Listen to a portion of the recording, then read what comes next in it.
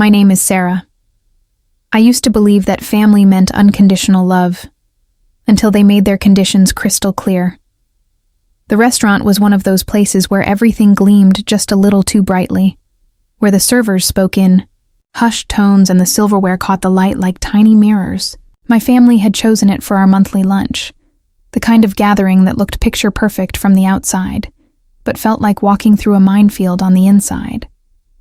I sat at the end of the mahogany table, my hands folded carefully in my lap, watching the familiar choreography unfold.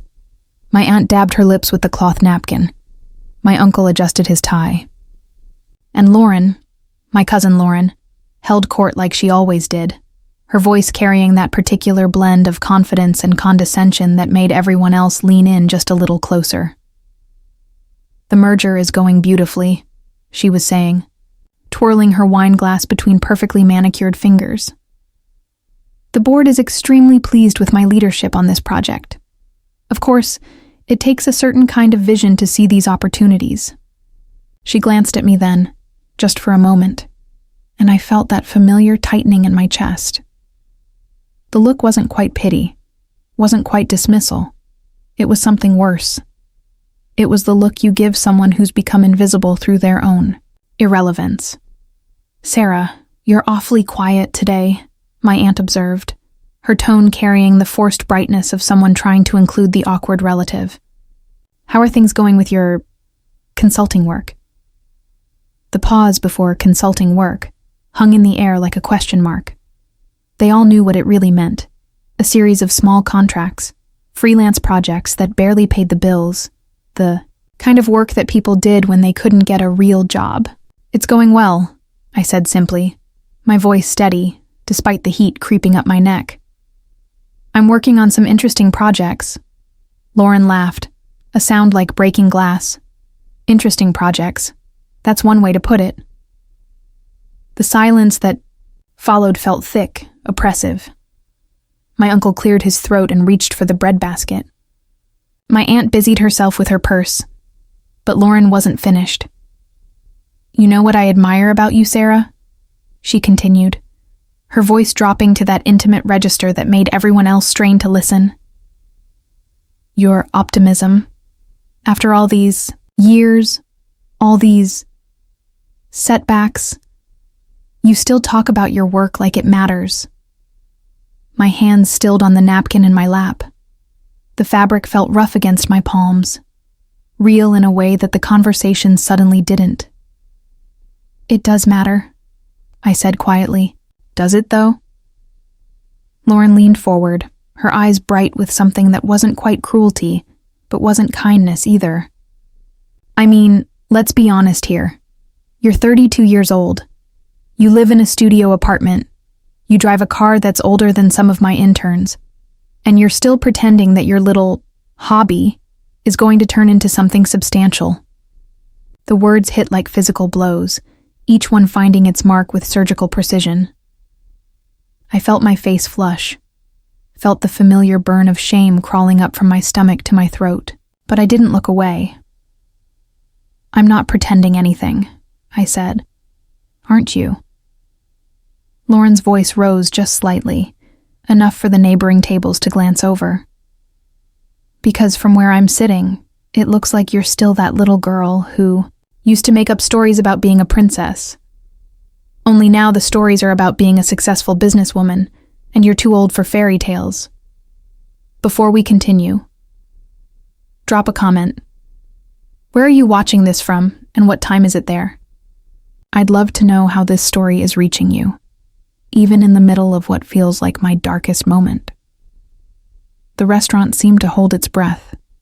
I could hear the soft clink of silverware from other tables, the muted conversations of strangers, who had no idea that my world was crumbling one carefully chosen word at a time. "You're honestly pathetic," Lauren said finally, her voice carrying the weight of a verdict. "Still clinging to dreams no one else believes in." Time stopped. The fork halfway to my uncle's mouth froze in midair. The server approaching our table seemed to slow to a crawl. Even the ambient noise of the restaurant faded to a whisper, as if the universe itself was holding its breath to witness my humiliation. I wanted to disappear.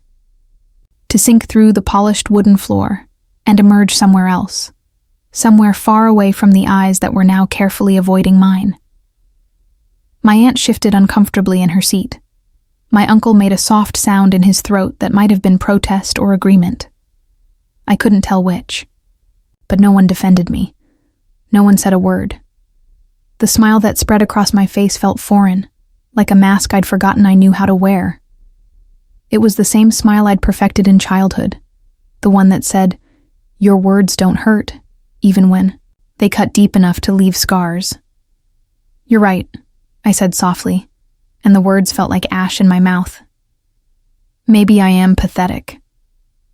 Lauren's expression shifted slightly. Surprise, maybe, or disappointment that I hadn't fought back. She'd expected tears, perhaps, or angry words that would have given her more ammunition. My quiet agreement seemed to deflate something in her. I excused myself to the restroom, walking on legs that felt disconnected from my body. In the mirror, I looked the same as I had an hour ago, but something fundamental had shifted.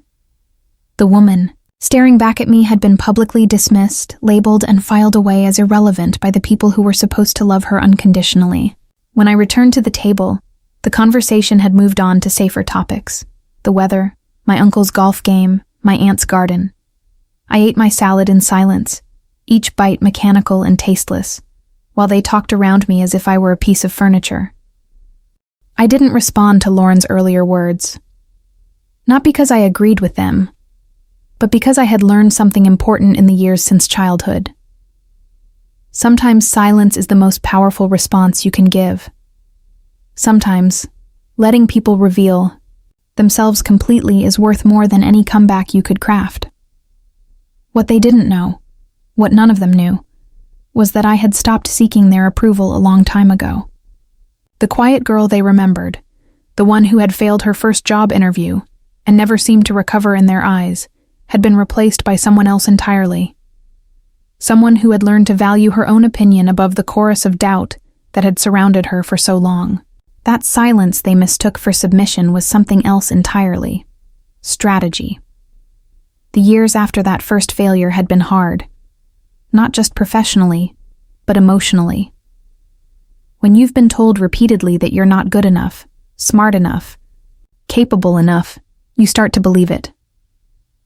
The voice in your head begins to sound suspiciously like the voices around the dinner table, the ones that shake their heads and make sympathetic noises about your potential that never seems to materialize.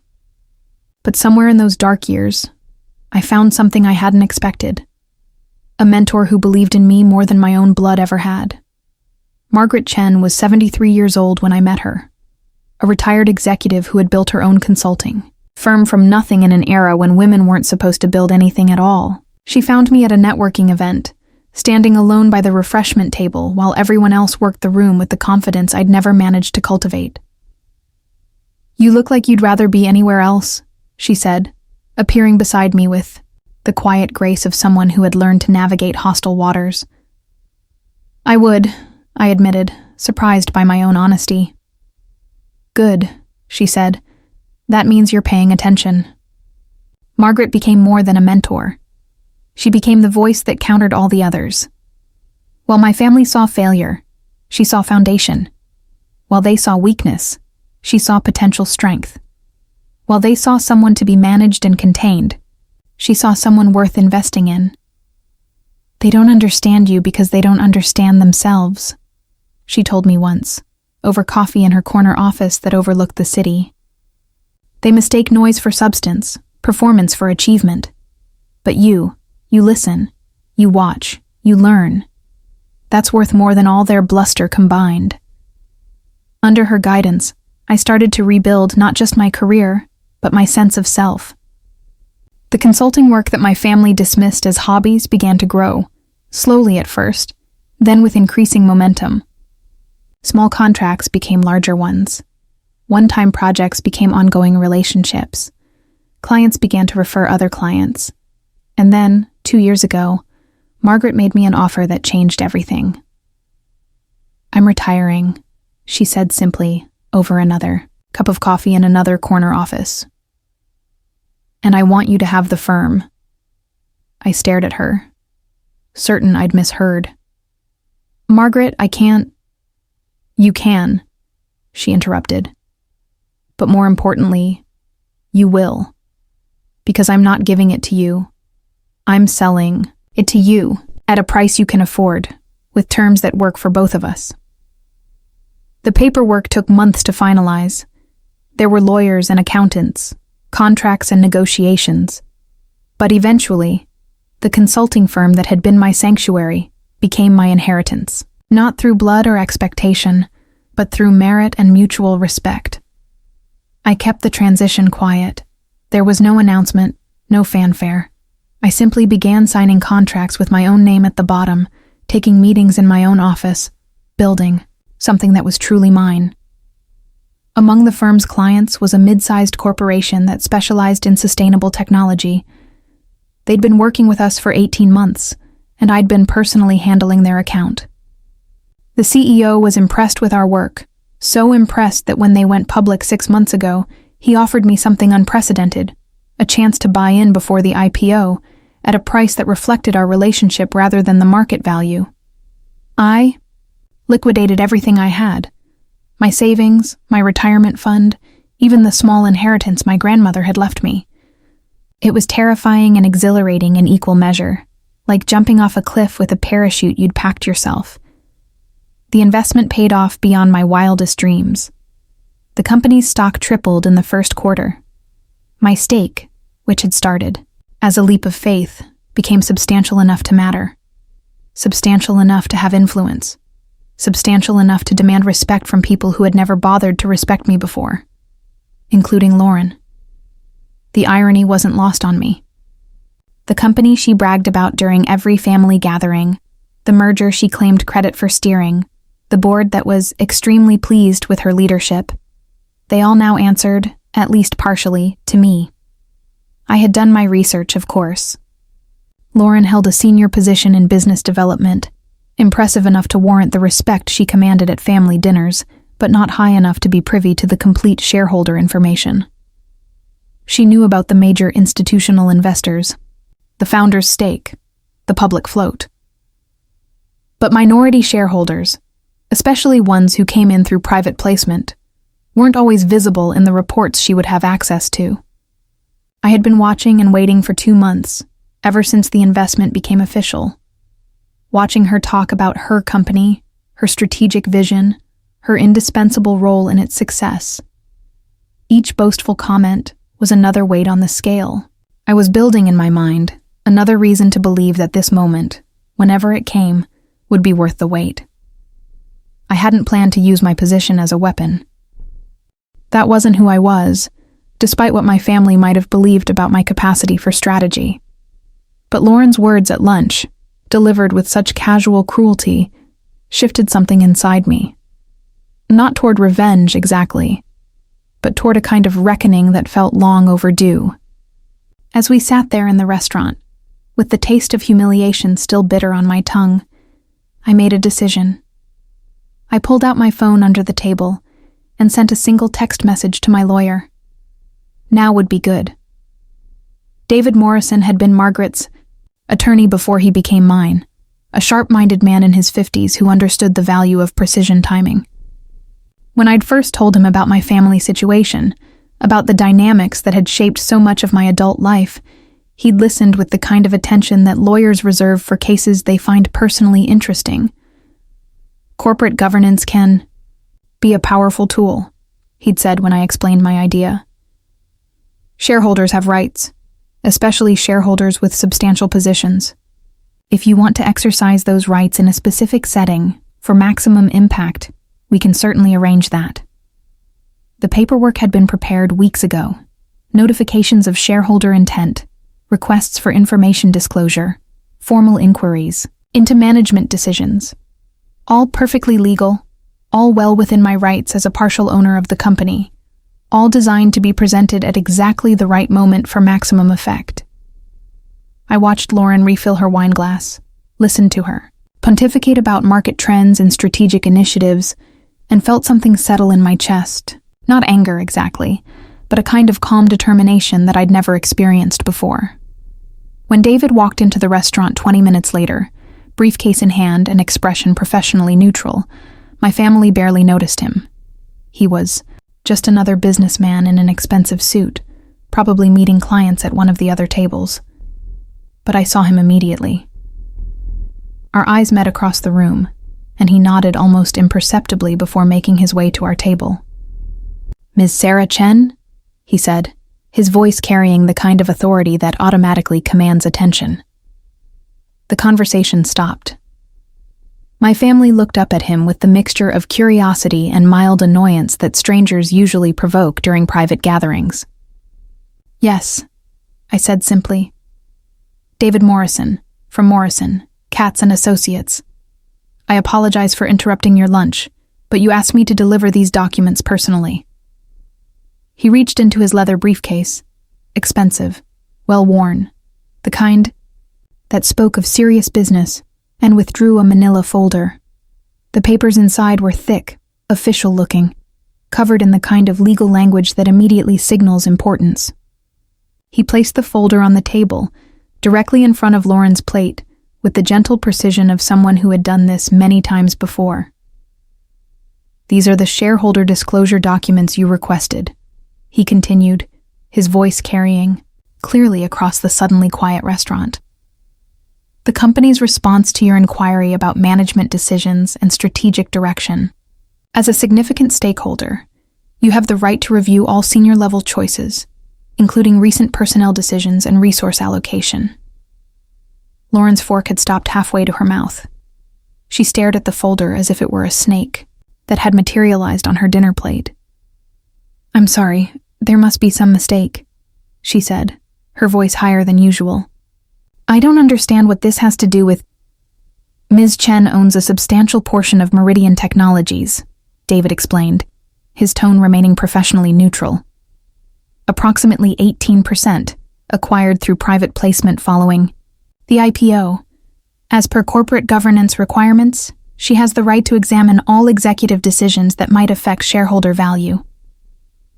The silence that followed was profound, not just quiet, but the kind of absolute stillness that occurs when the entire framework of a conversation shifts without warning. My aunt's hand had frozen around her water glass.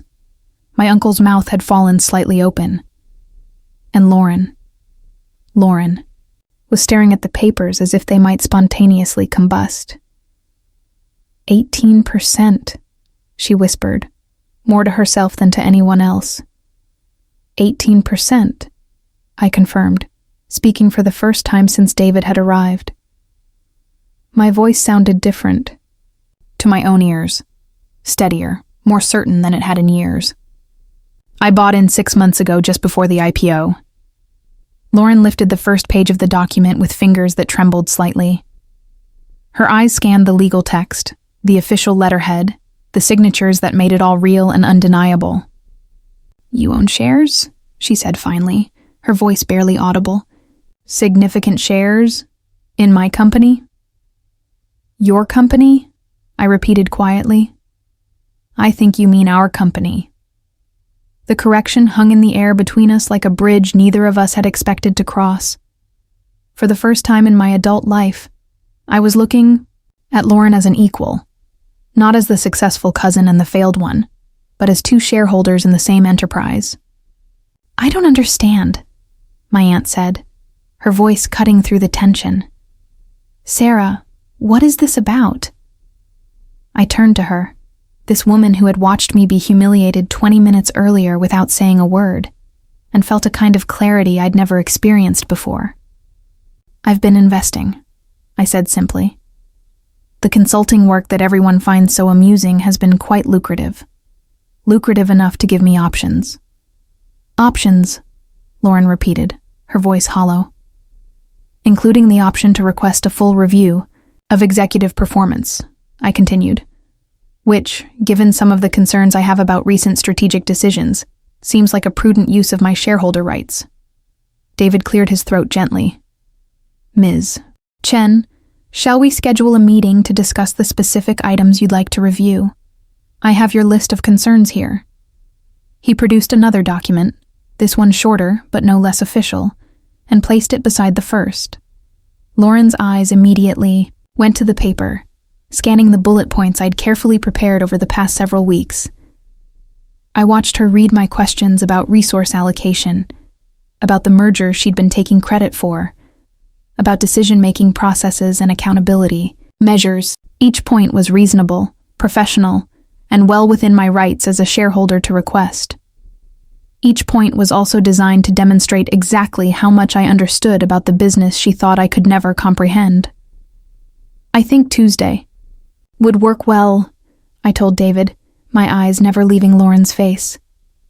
My calendar is quite flexible. Excellent. I'll coordinate with the company's legal team to ensure all requested documentation is available. He collected the papers, placed them back in his briefcase, and straightened his tie with the practiced efficiency of someone accustomed to dramatic moments. It was a pleasure meeting you all, he said to the table at large. Ms. Chen, I'll be in touch about the scheduling. And then he was gone, leaving behind a silence that felt entirely different from the one that had followed Lauren's cruel words. This silence wasn't oppressive or humiliating. It was the silence of a world that had fundamentally shifted, where the rules everyone thought they understood had been quietly rewritten.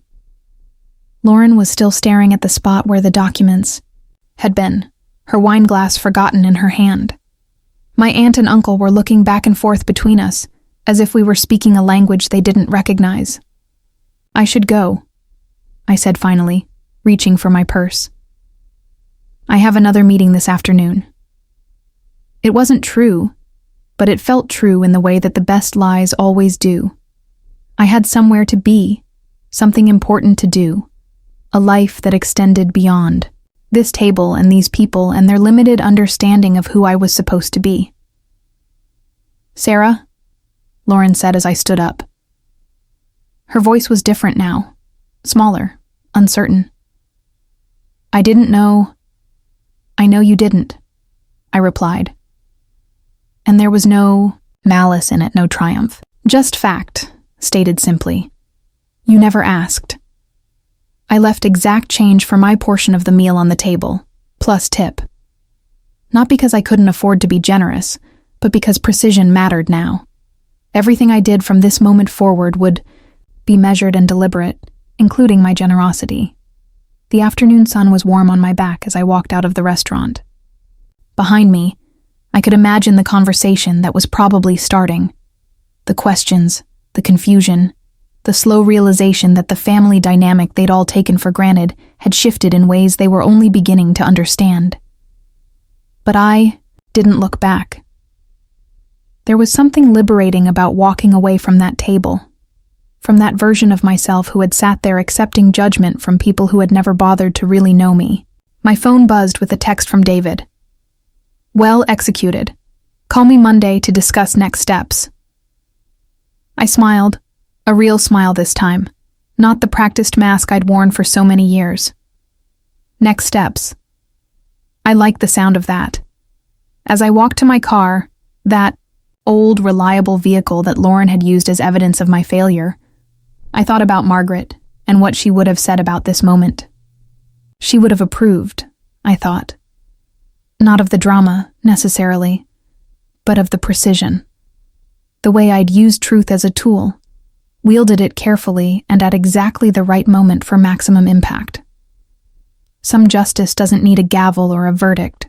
Sometimes it's enough to simply reveal what was always true, that the quiet ones are often the ones who see most clearly, that underestimation can be a gift when used wisely, and that the most powerful word in any language is sometimes the simple, quiet, devastating truth. They had dismissed me as pathetic, someone who clung to impossible dreams. But dreams, I had learned, are only impossible until they're not. And the pathetic little girl they thought they knew had grown into someone they never bothered to see.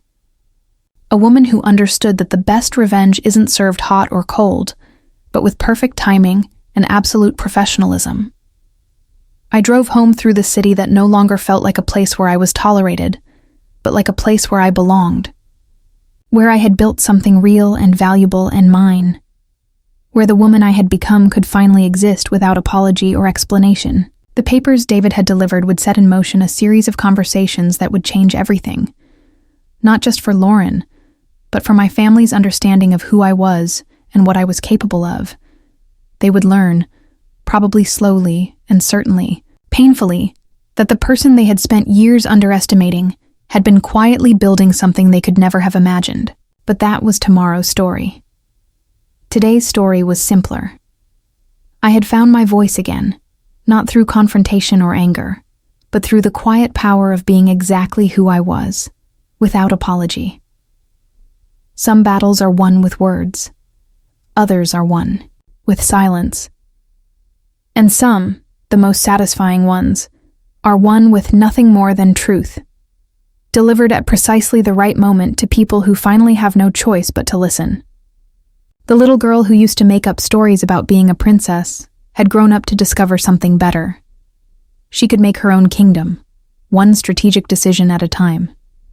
And in that kingdom, she would never again have to smile and pretend that other people's words didn't hurt, because she had learned something more valuable than invulnerability. She had learned her own worth.